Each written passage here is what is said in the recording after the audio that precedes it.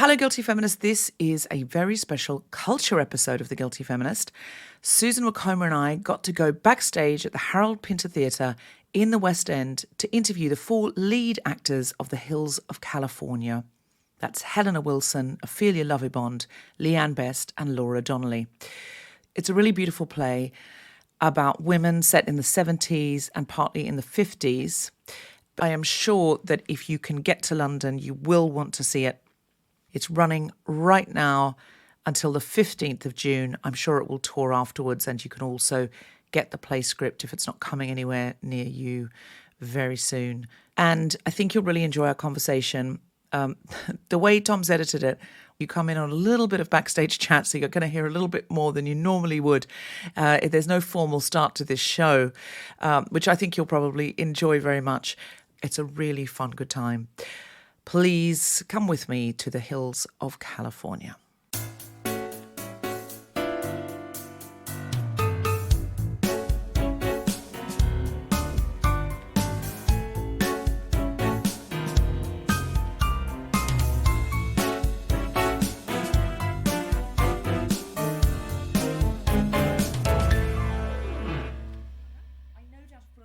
I'm going to check. Paranoia. So I've always done it. I always check 12 times in a theatre. Oh, absolutely. We love you for that. Yeah, we do. Well, because I always ask my friends, whoever I'm with, I go, can you look at that and confirm that's an aeroplane? Yeah. But, and just, I want, if this phone starts beeping, you can say I saw it was on aeroplane. Sometimes I put it on aeroplane and then switch it off. I do that too.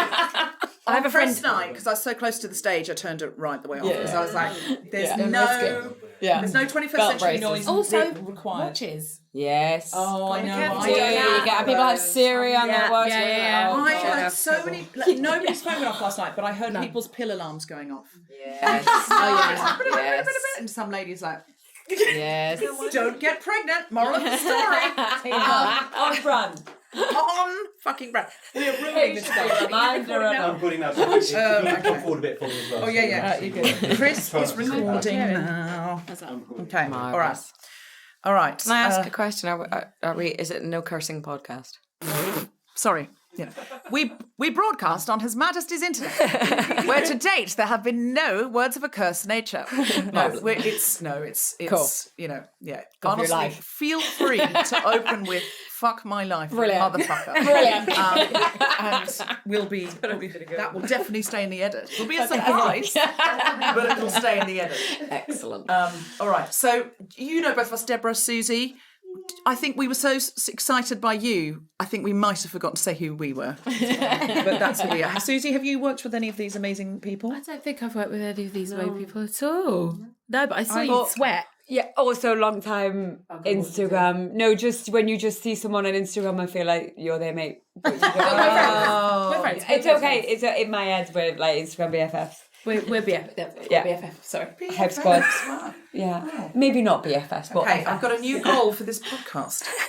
Goal: become close friends. Instagram with cast.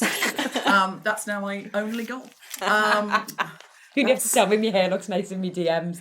I don't need anything else. Just tell me I look cute. I'm a feminist, but I've come here to discuss this extremely feminist, female-driven play. And in fact, my motive is now to become close friends with the cast on Instagram. Yeah. Because I'm very starstruck by all of them. That's it. Hello, Guilty Feminist, and welcome to another one of our culture episodes.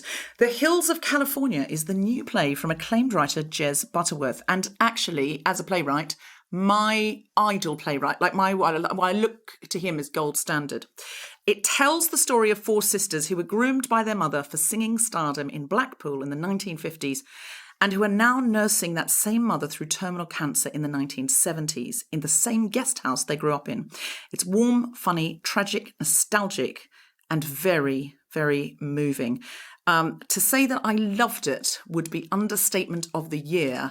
It must be in my top one play. You can come again. It's really up my street, you guys. It's such a, do you know what everyone was saying? I came on the press night and everyone, like strangers around me, I always love to listen.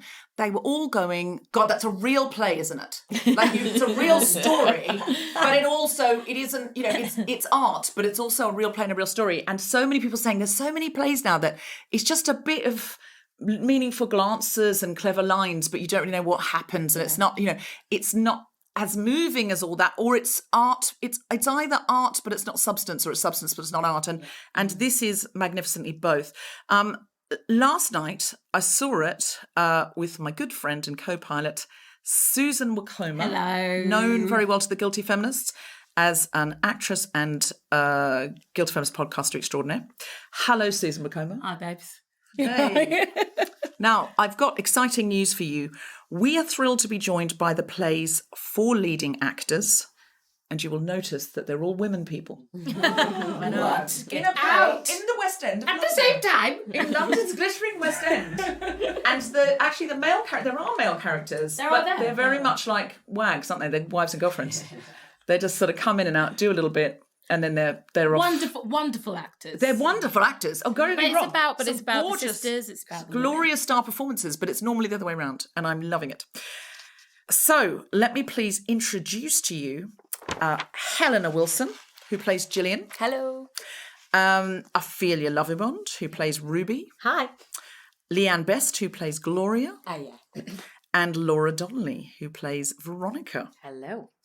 And she's the mother of the girls, and it's in 2 time periods. Yeah. Can you tell us a little bit about what drew you to the role and how you drew this character? What drew me to it is very simple, which is that it was written by Jez Butterworth. That's all I need to know, and I'm in. I do think that he writes the most beautiful dialogue and the most wonderful roles, regardless of whether that is male, female, children, whatever. He's always presenting beautiful characters on a stage with a lot for actors to do. And so I would be in any play that he wanted me to be in. And in terms of finding the character, I think I was lucky because I get to be a part of this because he and I live together. I get to find out about this character from the beginning and as he's coming into her mind. And so I get a lot of the work that actors normally have to do in the first few weeks of rehearsal kind of just gets done over a much longer period of time for me. And so by the time I get to round a table to do a first table read, I normally feel like I know that character pretty well already. And it's a question then of finding the truth in it. Sprinkled with a little bit of Shirley Ballas from Strictly Come Dancing. If you'd be open to me moving in with you while you workshop the next character, I would be very happy. I'll sit on the sofa. Great. All right, cool. No problem. As that does sound fascinating. My kids might find it a little strange, but we'll just explain. Sorry. I think it's very good for them to be adaptable. If I learn anything from this show, it's about how an adaptable childhood doesn't fuck you up. Yeah. Especially showbiz children, notoriously just healthy, well-rounded. Yeah, absolutely. And you've referred to showbiz children, and you all have to play showbiz children. But you're not showbiz children, you're now grown up. There are also children who play showbiz children, but you're the sort of adult remains of child stars. But they're in Blackpool, so they're trying to be stars, and they're really trying to break through all the time and seeing show business as a way out of their situation. How is that for you? Shall we come to you, Helena? Because you're playing the youngest child? Yeah, I play the youngest child, Jill, who never left the guest house. So she watched as, the setup that we had with Veronica when we were really, school age. She has stayed there while that has just disintegrated, and her 2 older sisters, Ruby and Gloria, have married and left, and that hasn't happened for her for whatever reason. I have theories. But I think for Jill, Jill doesn't think of herself as somebody who might become famous or who might make it. It's only with her sisters. It's only in the group. So I think for Jill, it's about what happens when the band breaks up rather than what happens when that dream... I sort of feel that as the youngest of the four, she was kind of co-opted in rather than being necessarily something that perhaps the others maybe wanted a bit more for themselves and sort of understood a bit more. But I think, Jill is the showbiz child grown up who is maybe quite happy to have left that behind, or who doesn't believe that was ever for her in the first place. But that's not the moments when it does come back. I think it's full of joy for her, and it's a release. But I think that's more to do with being with her sisters, connected. And that nostalgia. Exactly. Rather than this is my moment. Maybe. You were a showbiz kid, weren't you, Susie? I was not a showbiz kid. No, I did a CBBC show called Serious Jungle when I was 14, which was me being me, and I went out to Malaysia and I was with orangutans. What a gig. It was amazing gig. It was a competition for CBBC, but like not a star. When you say I was with orangutan, I didn't spend the one day. I was it was curveball. It was Flat-sharing. Just really, it was a house, a wacky house.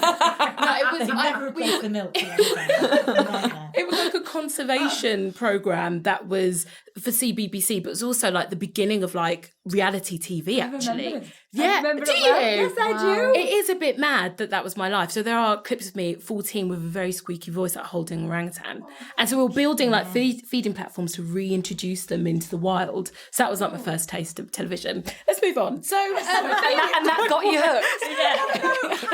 How this struck you, and whether you've got any questions. No, I have it. No, I was about to do a little segue. Don't you worry. I just want to stop talking about the orangutans. Ophelia, you've been acting for a really, really long time. Yeah. really, Let me 150 years, I think. Let me rephrase that. You started acting really young as well. Okay, that's nice. There we go. I started acting at 10. I got my first play at 11 and my first telly job at 12. So so super early. Really relate to this character. So you play Ruby. Like, talk to us about Ruby and her relationship to wanting to be on stage, and how much was that the goal for Ruby versus being with her sisters, like with Jill? I think similarly, she wanted to be with her sisters. She wanted to make her mum happy. I mean, you see when we go to the 50s, how much they enjoy it. It was a really happy household full of song and dance, and they have this kind of really strong family unit that doesn't feel like they're missing anything. Yeah. When that doesn't transpire the way they'd hoped, similarly, I don't think for Ruby it was her ultimate dream. It was spending the time with her sisters and making her mum happy and just having a really fun childhood. When you see her when she's older, it's something that she is happy that Joan, her elder sister who's gone to America, she's happy that it's happened for her. Yes. As she understands it, and she's mythologized her and made her into this sort of mythic idol that Ruby sort of identifies. Her identity is kind of shaped by what she isn't. She's happy with that. It's not that she feels the lack of you definitely that, get that sense. It's not that kind of like longing. It's or resentment or anything. It's just knowing that my sister's doing it. Yes. It is enough for me, and that makes me happy, even if I don't exactly know exactly what she's up to. She's living that life, and that's what keeps me going, and that's so she's not again defined, but she doesn't feel like it's absence because she feels like it has been fulfilled by at least one of them, and that's okay. One of us got out is that the light, and I would say in both Gillian's eyes and Ruby's eyes, it's like one of us got out, and on behalf, almost like vicariously, on behalf of all of us, at least one of us got out. I felt like your character, Leanne, she maybe had a different attitude towards it. I just loved the way Gloria came in a sort of, it's like a burst of energy. It's extraordinary. I love all the characters your for different entrance. reasons, but that entrance. I felt the heat. Oh my God. It was extraordinary. Because I have to say, it is really hard for an actor to create what your be able to communicate exactly what your state is in a really truthful way. And my God, it was hot. Well done. Energy. Like, so the glycerin isn't all mine. It's not real sweat. When you read that part and that entrance, did you think, oh my God, what a gift? Like, because you're making so much of it. It's so enjoyable to watch. And so rare, I think, to get such a wham pow entrance. Yeah, I mean, it's like Laura said, you can't really say fairer than banging on stage at the opening of a new Des Butterworth play. There is, he knows how to make a moment.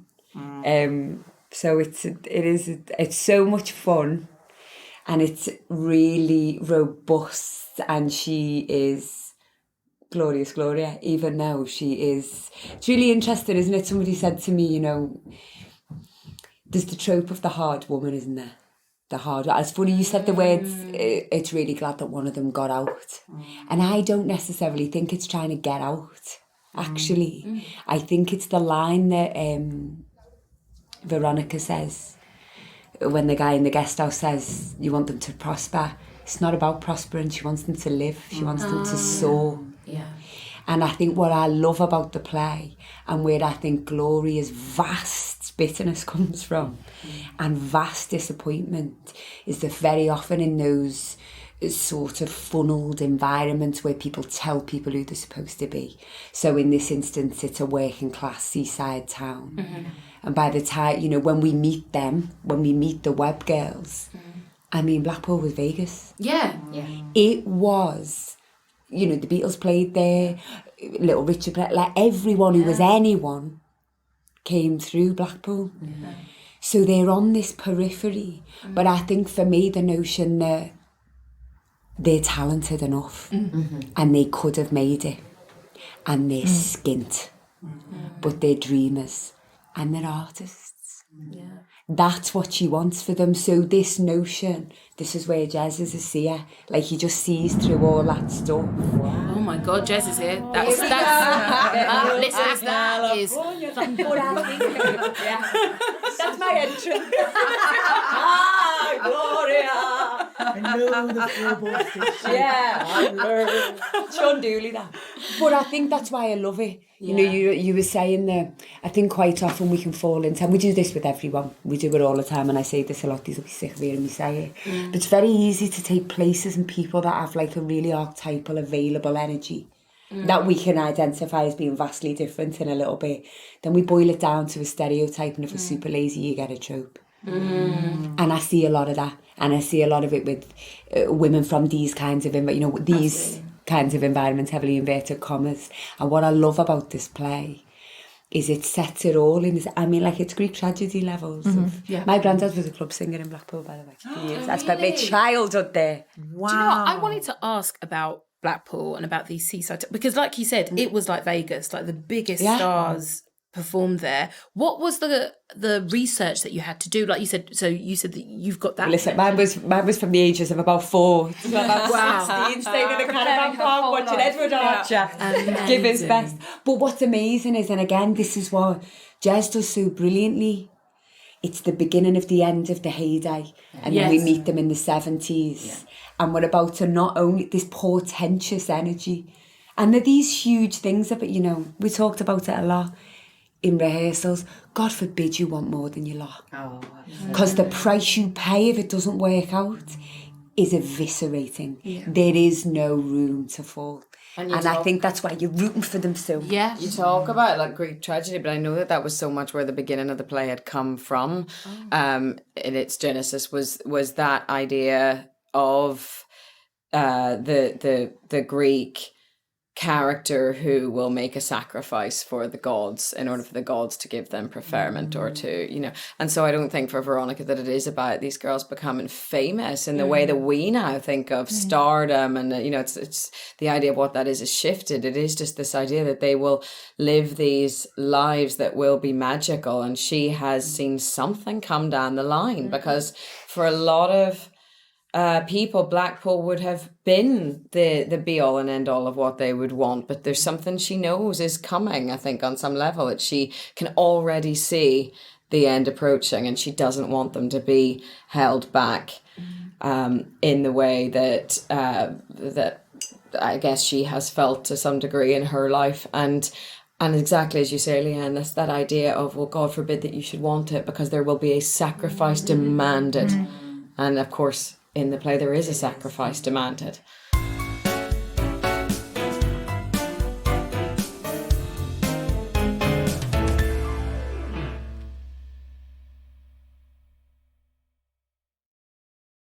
Hello, Guilty Feminist. This is Deborah. Just to let you know, in case you haven't already heard, on the 3rd of March, I am comparing a show at the Roundhouse in London called Voices for Gaza. And it's got some extraordinary names in it. The Palestinian string quartet called the Galilee Quartet, another Palestinian and Middle Eastern acts, but also people you'll know from the Guilty Feminist, like Jen Brister and Susie Wokoma, some other great comics, and actors like Brian Cox and Harriet Walter from Succession. It's £20 tickets because they're trying to absolutely pack the place. Just to be clear, I'm not producing this show. This has been put together very economically in a short period of time by a brilliant group of theatre practitioners in London as an emergency fundraiser for MAP, that's Medical Aid for Palestine. What they do is they send British doctors, medical supplies and medical equipment to Gaza. So this is really, really urgent. It's a very blitz spirit. If you get a £20 ticket, there's 250 seats on the floor and the rest will be standing. So if you really need a seat, get there really early on the night to bag yourself a seat. Otherwise, you will be standing. But as I said, it's blitz spirit, all muck in. So we hope you will be on board for it. There are, if you've got money, some VIP seats like in a dress circle section, which is all the money's going directly to MAP, are £250 each. If anyone would like one of those, I don't know that they're available on the Roundhouse website, so just email me at guiltyfeminist@gmail.com and I'll see if I can hook you up with the organisers to try and get you one of those. In the meantime, even if you can't come, if you bought a ticket for 20 quid, you could give it to somebody else and all that money would be going to MAP. You can also, of course, donate to MAP directly. Also, I want to let you know we are doing an incredible new show, which is with Waterstones, the Guilty Feminist Waterstones Book Club. It will be on the 27th of March at Waterstones Piccadilly. And we are interviewing Susie Miller, who wrote the play Prima Facie and has now made that play a novel. Jessica Foster-Cure and I are talking to her, and we will have another guest as well to make it more like, so it'll be really like a book club. And we are contrasting it with feminist classic, because we thought this is a good time to revisit some feminist classics. Maybe some of us have never read Fear of Flying by Erica Jong. You can buy a ticket from Waterstones with one of those books included. If you read those books before the night, there'll be no spoilers. So try and come along for that, because I don't know when else you're going to see Susie Miller live on stage, and it's our very first book club we're hoping to do for a year, new books with feminist classics combined. We think it'll be a really great thing for all of us to delve into those feminist classics and discover brand new books. We've also got shows coming up at King's Place in March and April. Go to guiltyfeminist.com live shows and you can find tickets for all of these things. And now on with the podcast. Blackpool's really like another character in the play, which I thought was really interesting, because we stay inside basically the private kitchen and the public parlour of one seaside guest town, but Blackpool is so alive in the energy and the description, but also like the character Veronica, the mother. She was in her heyday in the 50s, looking fabulous, wheeling and dealing. And as she is dying, Blackpool is dying, because they keep referring to that shutdown and that shutdown. And of course, are the current 1970s stars, is David Bowie coming to Blackpool? No, he's referenced, and he's not going to come to Blackpool. But back in the day, it's referenced the Beatles came. Yeah. And that is such a, the town is like a woman, and it's so heartbreaking and so beautiful. But I think it does in many ways speak to a contemporary audience about the fading of some things that we remember that are going on now in our cultural conversation, in our country, around the globe, in how we feel about things. So it felt extremely resonant to me. The other thing that felt very resonant to me was these relationships between sisters, which I found incredibly moving, seeing them young and seeing them older when they clearly have drifted apart because people couldn't travel as easily. Yeah. There was no email, there was no Facebook. So you had to make an effort to write a letter. It was expensive to use the phone. And so even the ones that live relatively close by don't clearly see a lot of each other. Can you speak about the bonds of the sisters and which sisters you have which relationship with? Yeah, I'd love to I'm really interested in Jill, Helena. Yeah, of course. I completely agree with everything you've just said. I would also add that I think when something terrible happens in a family like that, it makes it even harder to pick up the phone, right? And I think what we talked about in rehearsals was this idea that, what happens in the play in the 1950s timeline we're still feeling, Sam quoted Chekhov, and he managed to make it like beautiful and not pretentious about the link between the past and the present being like a chain, like a silver chain, and if you shake one end, you feel it all the way along. And that's Sam Mendes, the director. Yeah. And you may have heard of him. Yeah, he's done a few of them. Coming. He's learnt a lot from us. I wish him the best. Yeah, he's doing. I hope he gets another job. Yeah, no, me too. So I think all to say that those reverberations are still happening down the line. But I think, Jill, it broadly works out when they were younger at least, and obviously it's easy to fall back into those same dynamics in the same way as our dressing room patterns. Oh, really? So Jill and Ruby share, and so I think, and also Jill and Ruby are closer in age. Yes. We talked about there's varying degrees of mystery about how many fathers the web girls may have, and that's not spoken about, overtly, but I think, they're not stupid. They've been guessing and whispering and thinking about this their whole adolescence, I think. So I think even there are these kind of unspoken bonds between different kind of configurations. But it's really interesting when you take one out of a quartet, what happens to the remaining three. So I think Jill feels closest to Ruby and naturally a little intimidated by Gloria, but I actually think Jill and Gloria share a lot of DNA. Yeah. And we did a lot of work. Our first pass in rehearsals, I played a vulnerable, intimidated version of Jill that was only exacerbated by Gloria's energy. And actually, a lot of the work we did was to redress that and to make them different, but a battle of equals. Yes. And that they both learned that tenacity from Veronica, their mum. Yeah. So that it makes it better dramatically as well. So that you see a real clash of two stubborn forces, exactly, who've gone their different ways, but who are a match for each other rather than the lion eats the lamb. Yeah. Well, there is a line in the play, isn't there, about, I suppose, everyone's got a talent, and your talent is to stay home, and there's a strength in staying, facing what is. Nurturing. She's the only one who's been in that room, really. She's dying upstairs. Jill is the one by the bedside looking at this cadaver, it's difficult. Rubbing her feet. It doesn't smell good. It doesn't sound good. It's hard work, and Ruby and Gloria don't have the strength to do that. So waving my Jill flag here. But there is strength. And at the same time, there's something true in what Gloria says about you're not here for mum, you're here because you can't find the door. That's also true. And I think that but that's the dichotomy of life, isn't it? There's a strength and a weakness, and wins and losses, and we cannot have gone down different paths than the ones we went down, and it's very easy to look at other people and think that there was another option, but we are formed by those decisions, and we will have wins and we will have losses, and that's what the beauty, I think, of plays like this is, that it is universal in that sense. The saying, your family know where your buttons are to push because they put them there. And I think that there's a lot of that goes on with the sisters. Yeah. And I think that's where, like we were saying, just the resonance with people. It isn't it a bit, but it's true.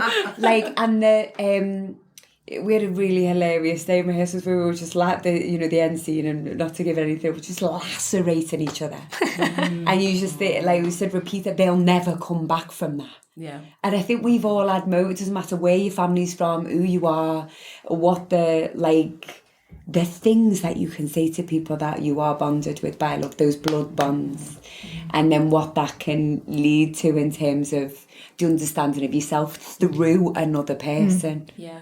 Through someone else that loves you like that and knows you like that and saw you when you were a kid. Yeah.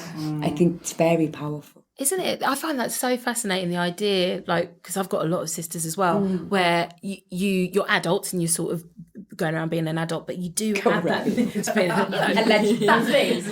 you're meant to be doing. Pretending to be one. Yeah, pretending, absolutely, just pretending it, winging it. But then there is that memory of each other when you were small and that vulnerability. And that, I think, is absolutely there. Like you say, it's so easy to kind of cast you all in the kind of like here's the kind of meeker sister. But that's what this is people the dumb do, one. Yeah. particularly with sisters. This Oh is the my clever gosh. one, this is the pretty one, this is whatever. Oh, And you slot 100%. into it willingly when you Yeah. go back to your own home. yeah, You all just land right back in those roles again. Even Domestic role play at Christmas, you know. Oh, just it's like, so weird. You hear yourself saying things and you're like, what am I? You know, how do you know I'm a big success in the real world? People take me seriously. And it's just... But I will sit in the back seat. With the turkey on my knee. I still have to sit on the garden chair. Everyone else gets the wooden one.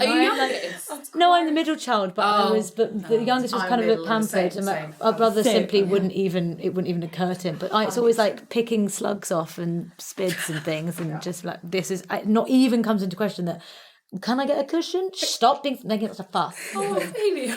No, like, also it's really low. I'm kind of eating with my hands slightly above, and I think, I really, really ought to get a proper chair by now. I think I've earned it. If you also put it under the tree, wrap up a chair under the tree, and then go, oh, who's this from? The family. Oh, it's a lovely chair. It's kind of a badge of honour now, I think. I loved the way also Veronica was not just a showbiz mum. You know, normally there's a stereotype of showbiz mum, which is she's standing in the wings, mouthing the words. It's vicarious. She really wants to be out there. It's like all the tick, tick, tick, tick, tick. She's not like that. Wow, what a complicated woman who also is so lovable and likable as well as being judgeable, you know, like all of those things that I felt like I was in the family and therefore allowed to judge. Do you know what I mean? Yes. But I loved her and I wanted to be, I loved watching a mum whose children enjoy her. Yeah, that's the thing. There is that kind of like, there's that strictness and discipline, but there is genuine kind of warmth and excitement at Veronica. She makes her kids Absolutely. laugh. I'm really, really glad that you guys picked up on that, because I think she's a wonderful mother who makes a mistake. And I think that we are all capable of that. We've all got that coming down the line. You know, that's God knows what our children in 20, 30 years' time will be complaining about in a therapist's office. It's, you know, you do your best, and she does her best, and she does it in incredibly challenging circumstances. And she has these beautiful, warm moments. She makes her children laugh. She provides them with I think a really beautiful atmosphere in the home where they feel like they are this little team and they've all got something to work towards, and they have, you know, as you said, the song and dance, and it doesn't feel to me like it is a you must be perfect, you must do this for me, that is where I want to be and therefore I'm going to live vicariously. Like, for example, I don't even think that she necessarily think she'll be part of that if they go out and live these amazing lives. She'll still be back here running this guest house. And I think that she just really, really wants the very, very best for them. And we are inclined, of course, with what happens in Act 2, we are inclined to place the blame squarely at her door, and then it's very easy to look back and say, well, she was so strict and she was this and she wanted too much, and she and to kind of colour her with that decision after the fact. But I think, in fact, there we are again, just blaming a woman for what a man brings into the house. And she is then left to suffer the consequences of that, as are all of the rest of the women, while the man walks out and goes about his life. That's something I found so striking when I first read it, was exactly that, was that I thought, I think the immediate judgment will be on Veronica. Yes. But it's because that's the easiest, it's kind of, it's the way the water's always run, and it's actually, if let's just look over here at who brings the catastrophe, it's just not examined. No. I think, and that is one, I think I love hearing that that's what people have been discussing after the play. When my friends have come to see it, their first thing is to judge the mother, and then one of them goes, "Hang on, Exactly. Who brought that? But it's so understandable. That's why I say I judge like family. Like I felt like I was one of the girls, because I was like, you shouldn't have, but also it was very complicated. It was very complex what happened. I mean, don't want to give spoilers. Yeah. You cannot put your finger on the moment that even the early stage. I think we talk about this after. What just happened? When did it happen? Yes. Exactly. Did it happen? Yeah. Exactly. You know, when people go, how does something like this happen? Yeah, And I I couldn't think tell the you how. genius of the play is that's how it happened. Yeah. And it has to be a confluence of intention, a confluence of events. Yeah. And it's what they don't say to each other that allows the thing to take life. And also when we've been living with it for like a really long time, the longest, but it's been a long, we've been all in this world together, and I've been really struck with how late in the day in that scene people realise what is about to happen. Yes. And some people don't get it to the last minute. And there are audible gasps, like I hear it on the monitor, there's audible gasps when people realise what's happening. Because we don't want to think that happens. Yeah. Also, again, they're like, well, surely the mother will get in the way. There's also the bit that I find not the most, but one of the most distressing components is there's two of the men in the house. There's two of the men in the house. He comes in and he knows there's no husband in that house. But there are two men in the house who know them, who love them, who've been in their lives, who've reared them alongside. So it's about the people that need to be complicit by the absence of their intervention. You know? And again, definitely bystander effect. And if that house was more resourced, would he ever have gotten over the door? And the simple answer is no. So over all of that is there's sort of a woman trying to literally lift these 4 kids out of poverty on her back by herself. And also, I think she treats her eldest daughter like an equal. There's a wonderful moment of negotiation between the mother and the daughter, and it's all subtext, and it's like, I'm going to negotiate with you, and it's like, are you blackmailing me? No, I'm pulling your leg, but we know what's going on. The whole audience is right there with you, but she's like, earlier on in the play, we've heard that this daughter is like her. Yes. Yeah. And so she can play chess with this elder. She's the eldest. The eldest, especially in a house with only one parent, is always slightly treated like another parent. You know, when there's other, you look after them. And so there's an equalness with this 15-year-old that is absolutely understandable of the dynamic of a house with few resources and a working mother, and also showbiz mum trying to get these kids ready, and that where she goes, is this what you want? And you can see the moment when she treats her like an equal earlier, and then the moment when she should not treat her like an equal. Yes. But how that dynamic was established. Absolutely. And understandable. And a lot of it is poverty and the promise. And I love the fact that it's called the Hills of California, and all the rooms are named after places in America. And it's all about the great American dream seeping into the city of Blackpool, which would now be the equivalent of, the seeping into the X Factor dream, or something like that. We can have more, we can live, we can travel, and I love that. It's not about prosperity, it's not about money. It's about living and going somewhere and being having the experience. Yeah, and there's another moral lesson going on there as well. When Veronica first talks about the Andrews sisters, who the girls are based around, it's in the context of the Great Depression, right? And we've got the Grapes of Wrath theme tune is being bashed out on the piano while they so it's not it's all of those things, and also you can overcome through this isn't just singing and dancing. This is a way to live. It's a way to be safe as well. Yeah. Veronica will have just come through 2 wars at the point that she's raising these children. And what even that it made me think a lot about my parents and raising me at a time in Northern Ireland when things were, much more kind of regular and extreme. And just what the context of that must bring to raising children, and how you must, on levels that go much deeper into your bloodstream than consciousness, how that must affect how you parent them, how you want to keep them safe, and the decisions that you make. And exactly, as in the context of the Andrews sisters and the Great Depression, it's even if the worst comes, you will be okay. Yeah. And it's just keeping them safe as well in a very, very difficult world, I think.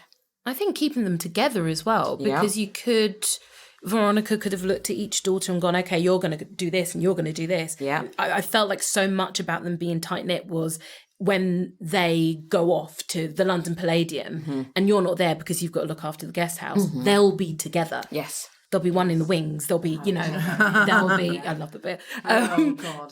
They'll have each other. So it felt so much about that as well as the big sort of American dream and what you can do and what you can achieve. I wanted to know a little bit more about the kind of, because you all sing. Let's just get this very clear, everybody. Everybody that we're interviewing sings, and they all have amazing voices. And there's something really I find very moving about when choirs, I know you're not a choir, but people singing, not yet, and the album is announced. June 16th, it's a plan. So I wanted to ask a bit more about the process of singing and like the research you had to do, like the Andrews Sisters and like all those different groups. And what's the experience singing on stage? And then also, what was it? Did you learn anything about these groups that you thought that shocked you, that you found particularly interesting? I would like to first of all point out that Sam Mendes neglected to audition anybody on the basis of their singing voice. No, not a one. Phew, thank God. This one was a complete stroke of luck when we got to the first table read, and suddenly Helen and Ophelia had to break into a harmony, and he went, "Do you want to just give it a go?" And these two started singing, and all of our jaws dropped. Yeah, it was like, oh, that was lucky. He did say that. He said at the end of the first rehearsal, he went, "You can sing." I said, "Yeah." He went, "I was lucky." I said, what would you have done? He said, "Don't you think about it." Whoa, that is ballsy. He'll go far.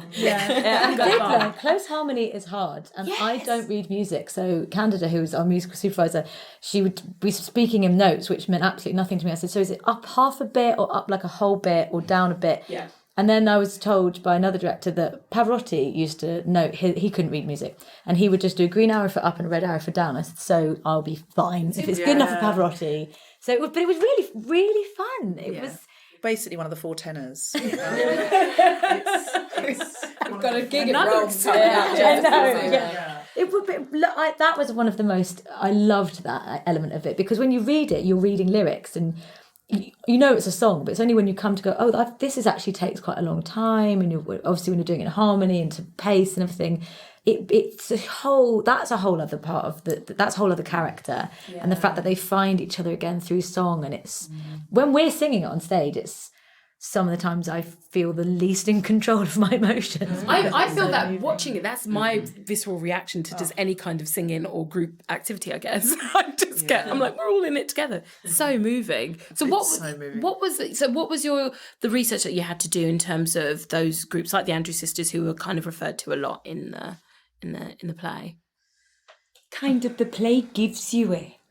So like I think we like for definite all had like a tertiary awareness of like they are, this is who these people were, and these were the kind of, and there are videos, the videos and but I think that the play really, and you can see how he gives them the template for what it could be so clearly. That when Veronica is round the table going, she's drilling them on the Andrews Sisters, kind of, it's like she's given them military ops. Yeah. Because they are, like, this is, if we follow this remit, these kids that were driving around the Dust Bowl are now worth however many million quid. And she really believes it. Like, she believes in them. That's the tragedy. If they weren't that, I mean, listen, I will say as well, I am... Gloria in Name and Nature, I was not the singer of the group, but they for me the most heartbreaking thing was the first day. I mean, obviously Ophelia and Helena sing beautifully together. Laura's got a great voice. I feel like I'm doing all right at the end, thank you, Candida. But the first day in rehearsals where we saw those girls do that dance route, I mean, we were hysterical because they're brilliant. Because they're brilliant. The tragedy is they are brilliant. So that was a lot of the research, really. It was watching I watched them, and then I watched the Andrews Sisters, the things that they were doing.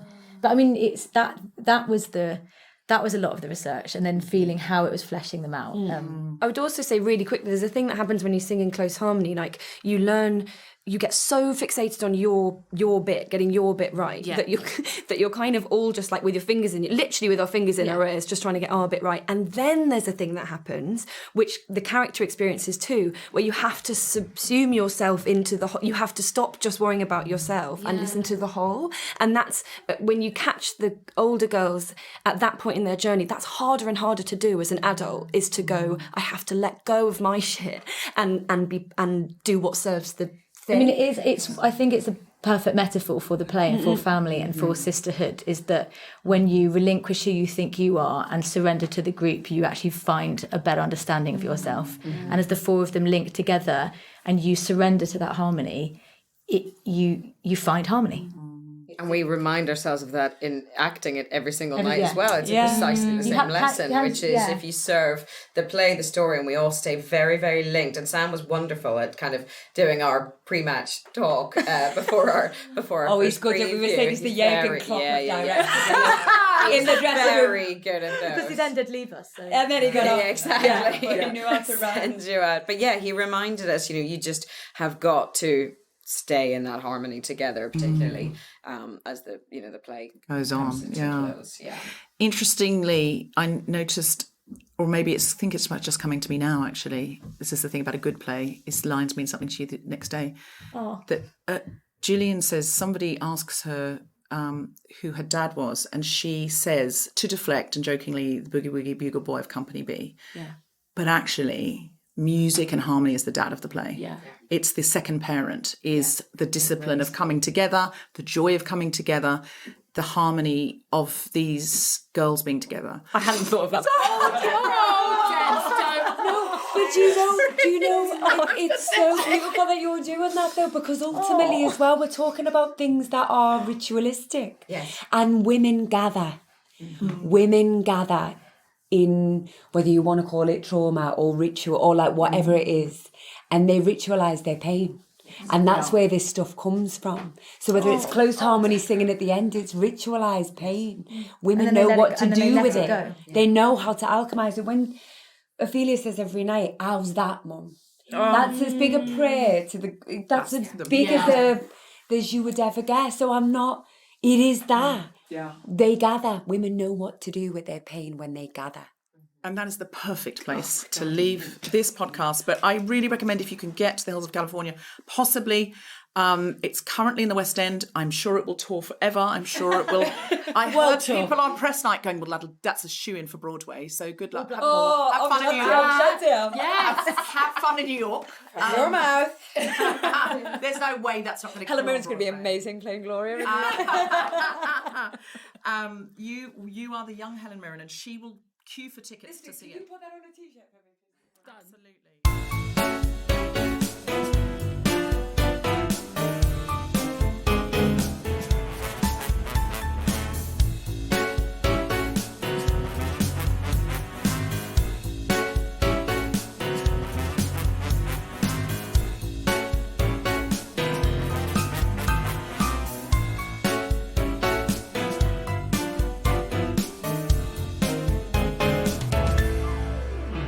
Thanks so much to everyone at the Harold Pinter Theatre and everyone who made this recording possible. Please go to hillsofcaliforniaplay.com if you'd like to find tickets. Currently booking till the 15th of June, and watch out in case there's an extension. Thank you. The Guilty Feminist is provided exclusively from Acast. Find it wherever you get your podcasts.